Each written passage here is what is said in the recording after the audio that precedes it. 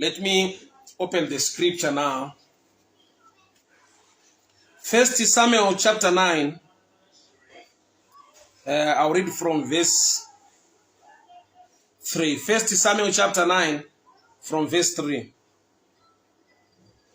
Now the donkeys of Kish, Saul's father, were lost. And Kish said to his son Saul, please take one of your servants with you, and arise, go and look for the donkeys.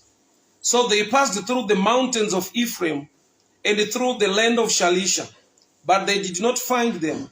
Then they passed through the land of Shalim, and they were not there. Then they passed through the land of the Benjamites, but they could not find them. Then they came to the land of Zuph. Saul said to his servant who was with him, come, let us return, lest my father cease caring for the donkeys and became worried about us. And he said to him, look, now there is in this city a man of God, and he is an honorable man. Oh, he says, surely comes to pass. Let us go there. Perhaps he can show us the way that we should go. The way that we should go. He will show us the way that we should go. Father, we thank you for your mercy, for your grace, for your favor, your touch, and your blessing upon our lives. Speak to us this morning. Instruct us, correct us, empower us for the glory of your name. In the mighty name of Jesus, I pray. Amen and amen. Yanda bata nasi. Gaiwe nyaya inogona kutisita mna 2023. Tine a different understanding. Tine mamo maziro akati siyane kubva kumashure. So nemuranda wake vaenda kundotsvaka madongi. Munzvimbo dzaikwana kuita 5. And they could not find the donkeys. Baba wake Kishi vakarasa madongi. So ndokubva atumwa iye nemuranda wake tichiendai mundotsvaka madongi. Ndokuenda munzvimbo dzavaifungidzira, dzavaitarisira kuti vanganowawana. They could not find them. Number 1, they passed through the mountains of Ephraim, and then the land of Shalisha, then the land of Shalim, then the land of the Benjamites. Then they came to Zuph. So these are 5 places dzavakapinda vachitsvaka madongi vaine tarisiro yekuti tinogona kumawana. So I resemble these 5 places with the mind of man. These 5 places dzavakaenda vachitsvaka madongi vachimashaya is a shadow picture of the mind of man. Man was gifted with brain, with a mind. But kune challenges in life are beyond the thinking capacity or the intellectual of man. There are times ekuti unoona kuti I've tried zvinogonekwa nekufunga kwemunhu, zvingarongwe nekuitwa nemunhu, ndaedza, but goal chandinofanirwa kubata nekuwana muupenyu chiri kuramba, chiri kuresista, chiri kushaikwa. Challenges are in 2 categories. Kune challenges anouya in the natural realm yekuti you can actually overcome them or defeat them with common sense, understanding, connections, and whatever chaunogona kuita in place, to put in place in the carnal or the natural realm. Unogona kukunda nokuti the challenge ingori carnal or iri natural. There are challenges in life that are pushed mu natural realm kuti ugone kuatakwa nawo usangane nawo, but the push iri spiritual. So augone kukunda kudefeata chiri spiritual with the intelligence or with a carnal mind. I like it pandinoverenga matext akaita sekuti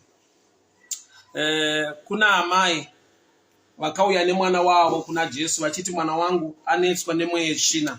Vakauya vachipa report, mwana wangu ari kunetswa nemweya yetsvina. Amai kune chavaka understanda pavakaongorora machallenges ari kufesa mwana wavo, character hunhu une mwana wavo, ndokuona kuti hakusi kuda kwake uko, hakusi kuita kwake, asi kuti she is possessed. That's Matthew 15 from verse 21. Kuna amai vakauya kuna Jesu vakati, mwanasikana wangu ari kunetswa nemweya china, she is demon possessed. Mai akureva kuti vakaedza maybe kumupa mashoko ediscipline, vakaedza kugara pasi nemwana wavo vachimuonesa upenyu nekudii nekudii, but mwana nyangwe aiteerera, but at the end vaizoona kuti ari kudzoka back kuzvinhu zvaanoramba uye zvaasingade. Ndokubva vaziva kuti she is demon possessed. So challenges are in two categories. Challenge ndeyekuti a carnal man, a carnal mind, inoita kuti ungofunga kuadressa every challenge with common sense, maybe with money, maybe with connections, kana kutsvaka help from others. Ariko machallenges ari mukategori iyoyo ekuti zvinongoitika nekuti une principle, une zvawapotsa kuita ukasangana nechallenge iyi, zvekuti ukadzidziswa ukaziva zvekuita, you can bounce back, things can be okay. But there are challenges that tinoona in the physical realm, a spiritual backup, a spiritual push, or a spiritual drive. Zvekuti no matter how much you can try to overcome them, unozongoona kuti unoita sekunge wakubudirira zvakuendeka, uzoona kuti hazvisiri izvo zvinhu zviri kungoramba zviri kunetsa. Vanhu vari kunegative kingdom, vari kunegative side, unonzwa kutora mashoko ekuti izvi zvinoda kufambirwa izvi. Unonzwa kuti aiwa dai tambofamba. So isu sevanhu vakatengwa neropa raKristu, vakatenda muropa rake, vakawanirwa nyasha, vakamugamuchira, hatina kwatinofamba tichienda kundobvunzira, nokuti masango ari 5 ataitarisira kuti so uchawana madhongi akaraswa nababa wake Kishi.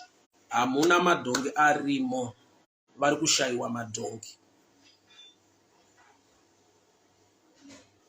Ndati it's a shadow picture yet the mind of man.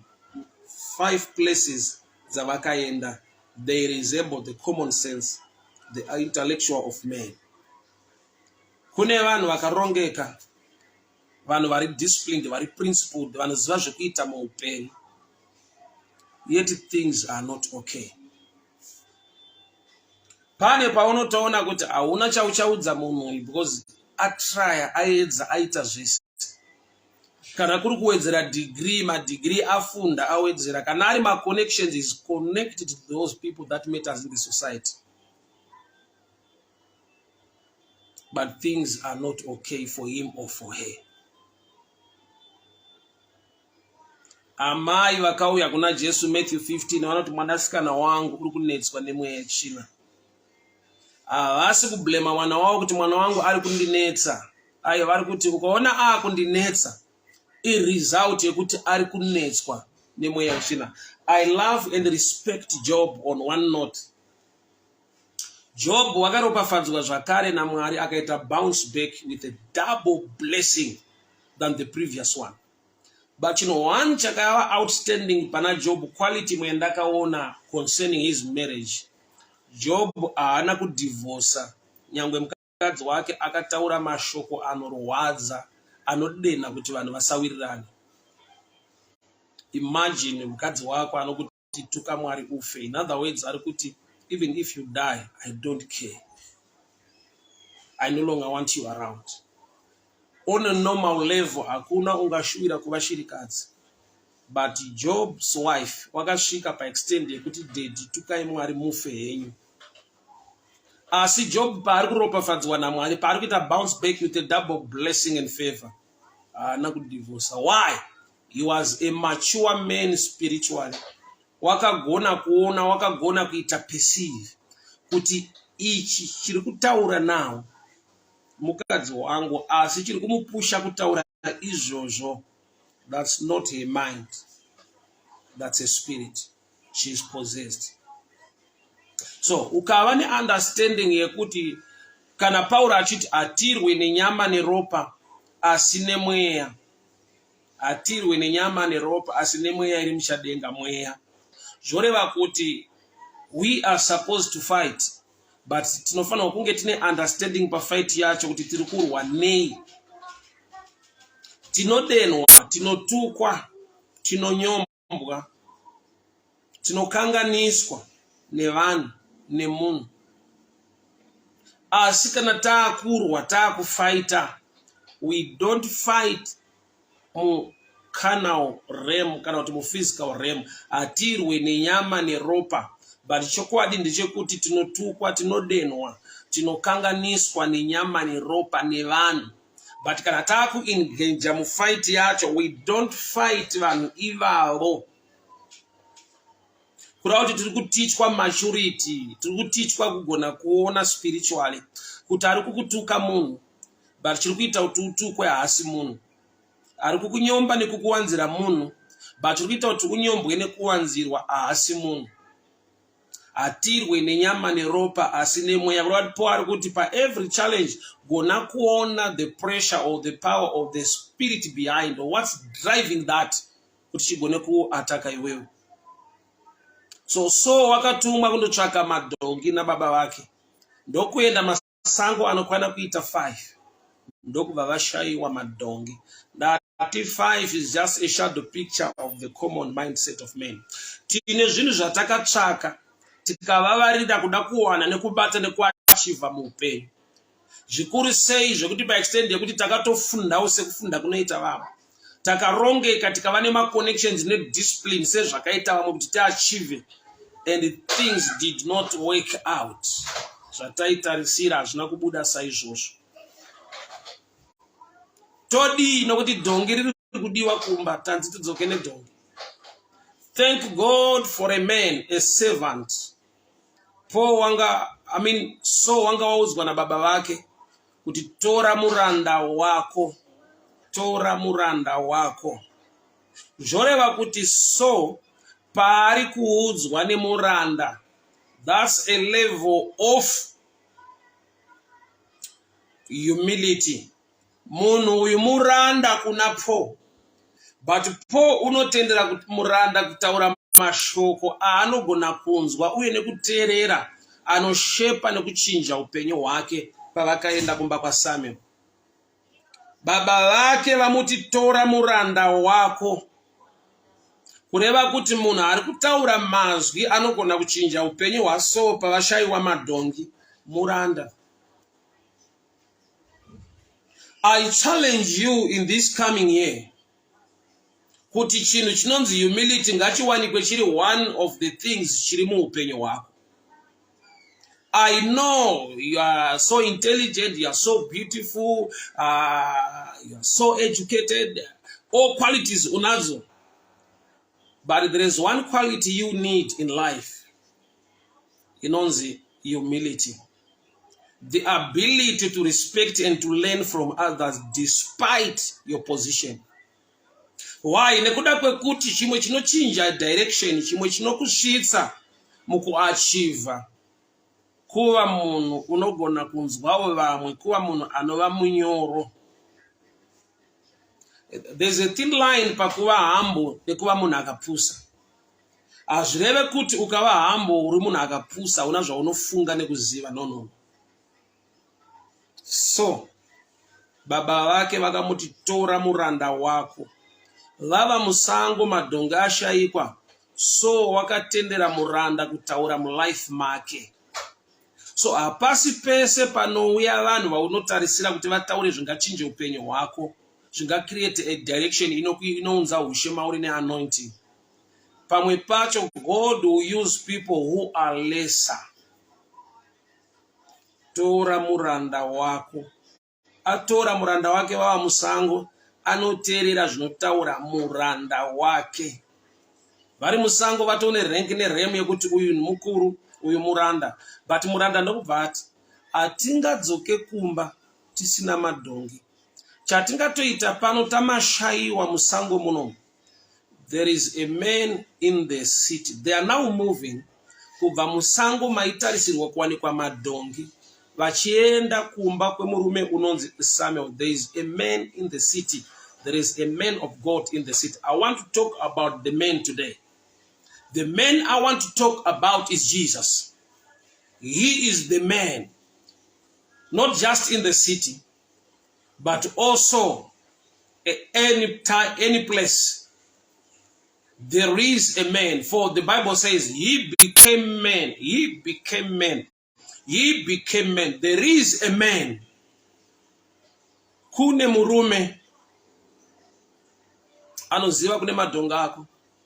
Besides kuziva madhongi bedzi, anozivawo zvaunoshuvira nekutarisira muupenyu, zvawatenderera neuchenjeri nekugona kwako zvikaramba kubatika. There is a man in the city. There is a man in the city. There is a man in the city. And the man is Jesus. And the man is Jesus. The man is Jesus. The man is Jesus Christ of Nazareth. So, musango dai vakawana madhongi, aidzokera kumba aine dhongi. Zviri right, ndo zvaangatumwa kuzotsvaka. But paakashayiwa dhongi, akadzokera kumba dhongi rawanikwa uye azodzwa kuva mambo. Zvoreva kuti mukutambudzika nekushayiwa kwese kwaari kuita, is set up for a double.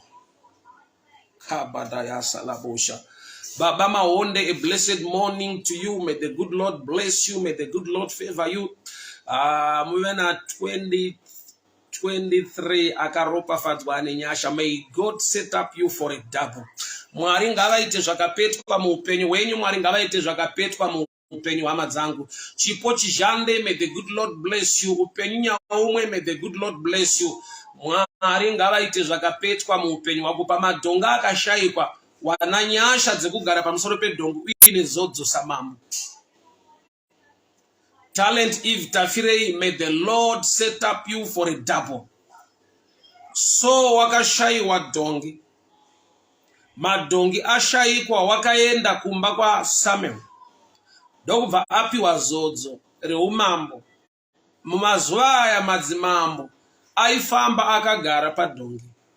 Zvoreva kuti prophetically paari kushayiwa dhongi, what was missing harisi dhongi bedzi. But Mwari vakakonzera kushayikwa kwedhongi kuti chakanyanyoshayikwa mulife yaSaul chibatike. Chakashayikwa mulife yaSaul chi ushe, anointing to rule. So kumba kwavo ndokumba kwashayikwa dhongi, asi ndo imba yasarudzwa naMwari kuti ive nemunhu uchagara pamusoro pedhongi. So the problem of the challenge you have been facing, I prophesy, it's a setup for a double. Believe and trust in him. The challenge you have been facing, the betrayal yakaitika muupenyu hwako, kurasiswa kwawakaitwa nekumukirwa kwawakaitwa, Mwari wakatendeka nekururama kusvika paextend yekuti murume ari kutsvaga dhongi haadzokere kumba kwawo nenyuzi dzedhongi bedzi, but unodzoka aine nyuzi dzeumambo, nyuzi dzinodominata chaishayikwa. Let me go deeper a little bit. Dhongi rashayikwa. So paari kutsvaga dhongi ndokubva ashayiwa madhongi. Paanoenda kumba kwa Samuel ndokubva apiwa zodzo reushe, ishe vanofamba vakagara padhongi. Zvoreva kuti changa chiri missing mumba mavo yaingova a shadow picture yekuti it's a setup. It's a setup. So haagone kusumuka kumba kwavo achienda kumba kwa Samuel kana dhongi risina kushayikwa. Haana kuendera anything but wakafambira nhau yemadhongi. Ndinoprofita muupenyu hwako kuti nyaya dzauri kufambira dzinenge diki, but it's a setup for something bigger and greater that the Lord is about to do. Pane dzauri kufambira dzaunofungidzira kuti inyaya diki, but ndinoprofita muupenyu hwako kuti Mwari ngavaite zvikuru, Mwari ngavaite zvikuru. Dhongi riri kushayikwa chingori chiprofita chekuti uchagara padhongi iroro, chiri kushayikwa muupenyu hwako uchachidominata. Chawanyanyoshaya muna 2022, Mwari uchakupa nyasha dzekuti you overpower that thing and sit upon it. Uchagara pamusoro pedhongi. Dhongi rakashayikwa muupenyu hwaSaul, but pakawanikwa nyasha dzekuti uchararama upenyu hwokuramba wakagara padhongi samambo, kureva kuti is set up for you to dominate. Handizive kuti chii chakanyanyoshayikwa chawakatsvaka muna 2022, but there is grace upon your life to dominate that area, to dominate that thing. Hausi type inoramba ichitsvaka madhongi. uri type yekuti nyasha dzikabata pamusoro peupenyu hwako unogara padhongi racho iroro. Changa chiri missing, Mwari vakamupa the grace yekuchidominata. Kugara pamusoro pedhongi ipicture yeauthority upon a challenge. Mambo so paakazodzwa kuva mambo wakapiwa nyasha dzekugara pamusoro pedhongi. Changa chashayikwa mumhuri yekwake, baba vake vanga varasa madhongi.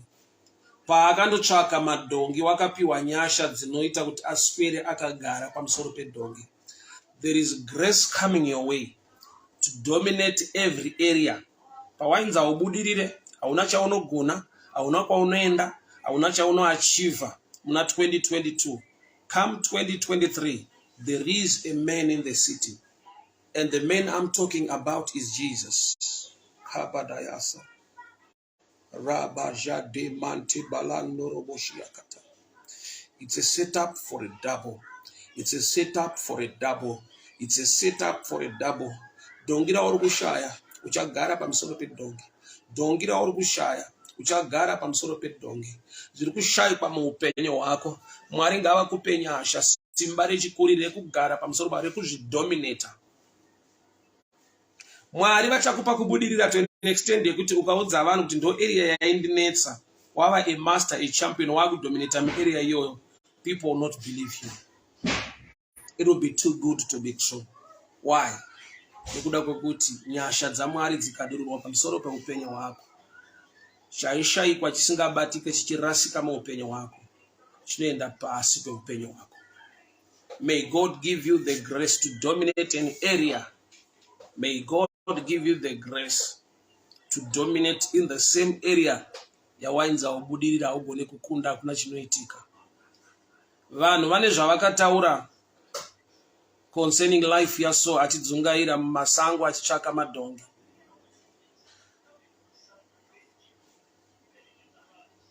Asi paakadzokera kumba kwavo abva kumba kwaSamuel, wakauya une nhau mbiri, kuwanikwa kwaro uye nyasha dzakabata pamusoro peupenyu hwake, kuti ave necalling yekutungamirira. Uye madzishe mumazuva aya vaifamba vakagara pamabhiza. I don't know chakanetsa muna 2022. Don't lose heart, don't lose hope. There is grace for a double coming your way. Double grace, double grace, double grace.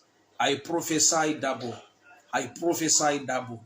Area yawainza una chaunogona, una chaunoita, Mwari ngavakupe nyasha to dominate that area. Iyo area yawainza azviite. Zvimwe zvese ungagone ichi achiitike. Zvimwe zvese ungaite bata pausvika. May God give you a double grace to dominate that area. Zvakatangira pakuti so wakateerera kutaura kwemuranda.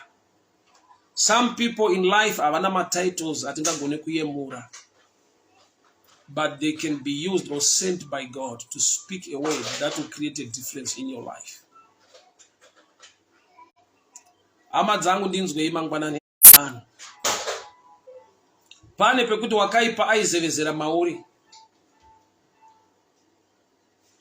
kuti hauna chaucharikavha, hauna chauchaita, hauna chichabuda muupenyu. Tarira gore ratopera. In fact, wakatozorasa madhongi acho. But there is double grace, there is double grace, there is double grace, there is double grace, there is double grace. Mwari ngavakupe nyasha idzi. Area yawainzi zvazviitika zvibatike muupenyu hwako, bata zviri zviviri. Area yawainzi hauachieve ichi achibude muupenyu hwako, kana chabuda ngazvibude zviri zviviri. To prove that it is God who is leading you. Ngazviitike in a double dimension. Kana riri dhongi riri kushayikwa muupenyu hwako, piwa nyasha dzekuti ugare pamusoro pedhongi upenyu hwako hwese. Uchadominata area yanga iri missing yacho mulife mako. Vakaenda masango anokwana kuita 5, havana kuwana madhongi. Une zvawatrya by common sense, by intellectual, by your own understanding and strategies. Shikasabuda. But don't lose heart. There is a man in the city. There is a man in the city. And the man is called Jesus. The man is called Jesus. Ndo pane mbiri yake neunyanzvi wake Mwari. Yekuti madhongo ari kushayikwa muupenyu hwako. Madhongo ari kushayikwa kuimba yekwenyu.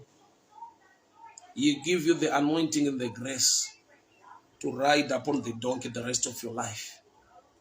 Wakaitwa mambo so akagara pamusoro pedongi wakafamba nebhiza. Changa chiri missing kumhuri yekwawo ndo chakadominatwa.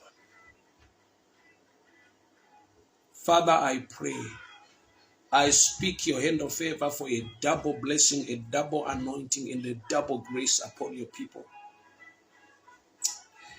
Kana ainzi agone kana kufamba nemotokari ngadzive mbiri. Kana ainzi haana chaanogona kuachiva, Baba ngazviitwe zviri zviviri muupenyu hwake. So wakatsvaka dhongi, rashayikwa akazodzwa kuva mambo, akasvika kumba dhongi rawanikwa. Kureva kuti umambo hwako hunogona kurwiswa pakuti panogona kushayikwa chekuti ugare kuva mambo. But there is a man in the city. There is a man in the city. There is a man in the city. Vhangeri rakaparidzwa nemuranda musango ndo rakachinja upenyu hwaSaul. Muranda akati hatingadzoke kumba. May God give you people who speak, vanotaura mazwi anokupa a direction yekuti haudzokeri wakadaro, haudzokeri une message yedefeat neloss. Kune muranda akamuti, there is a man in the city. There is a man in the city. Atumwa na baba vake kunotsvaka madhongi mumasango. There's something I want to talk about concerning rimwe sango ravakaenda. They passed through the land of the Benjamites. They did not find them. Remember, Saul, son of Kish, is a Benjamite. Son of Kish is a Benjamite. So vakaenda kusango, they passed through the land of Benjamites, but they did not find them. Kune chekuti muhama dzako havagone kukuitira kana vakakuda. Kune chekuti wakachitsvaka muma-connections, mutimu rako, mumafesa ako. Ashimo. But chinowanikwa kupi, there is a man in the city. There is a man I'm talking about. His name is called Jesus. Musango rekwavo harina zvarakavapa. Rudzi rwekwake rwekwaBenjamin. Then they passed through the land of the Benjamites. Mwari ngavakupe chinhu chisina kubvira chawanikwa kumhuri yekwenyu. Ngachitange newe. Chisina kubvira chaitwa mudzinza rekwenyu, vanhu ngavanzwe kuti chakaitwa naMwari kuburikidza newe. Be a pacesetter. Be a pioneer of a certain kind of thing. Grace in your life. Yekuti kana vanhu vakatarisa kumhuri yekwenyu vanoti ningi anga akangwara, ningi ane zvaaiziva, ningi ari connected, but haana kuachiva nekuwana zvawanikwa nemukomana we. Muland of Benjamite, musango rekwaBenjamin, vakashayiwa dhongi. Rakawanikwa kupi dhongi? There was a man in the city. There was a man in the city. There was a man in. Nekuda kwa Jesu Kristu weNazareta, sina kubvira chawanikwa kumhuri yekwenyu, sina kubvira chawanikwa kudzinza rekwenyu. Mwari ngaaite saizvozvo muupenyu hwako. Baba, ndinonamata nokutenda muupenyu vana venyu. Mukati megore ratiri kubuda negore ratiri kupinda, ndiri kutaura ruoko rwenyasha kuti zvakashayikwa Baba, mukungwara, mukurongeka, mukuchenjera, zvinongowanikwa bedzi mamuri imi Jesu. Zvinotauya kwamuri Baba. Tauya kwamuri mutsvene wakatendeka. Ko badaya sola boshia tamayande. Menta barando loboshike tabaroga dia sakabajayando. Ribazai mante balando roboshia tatalaki andere boshariga basande. Father, in the mighty name of Jesus, a double grace, a double grace. Chakatadza kubatika mumasango kwa Benjamin. Chakatadza kubatika kumhuri dzatinobva Baba. Munozviita nokuti mune Mwari kana tauya kwamuri nokuti makatendeka. Father, I pray for your grace, your hand of favor, blessing and protection. In the mighty name of Jesus. Amen and amen. May the good Lord bless you. May the good Lord favor you. May the hand of protection be upon your lives in the name of Jesus. Bimbai Saraoga, I speak blessing, hand of favor upon your life in the mighty name of Jesus.